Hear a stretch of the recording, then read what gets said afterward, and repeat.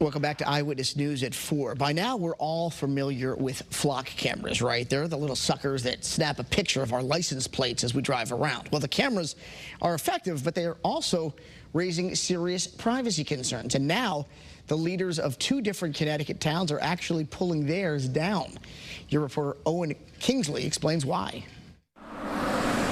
Mass surveillance camera. Your location is being tracked. This sign sums up the concerns many have with flock cameras. It's posted underneath one of the 4 cameras in Killingworth. They're also in dozens of Connecticut communities. Officials say they're meant to help police solve crime and keep you safe on the road.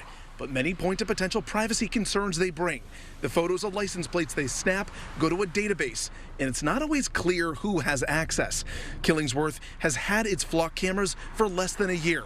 First Selectman Eric Couture says he has asked Flock directly about these concerns. They tried to relate some of those concerns, but, it's a constant pressure, and people have valid Fourth Amendment concerns, valid concerns about their data being shared, being tracked where they're going. The town of Windsor is also taking down their flock cameras. On their website, Flock says their cameras only capture license plates, not faces.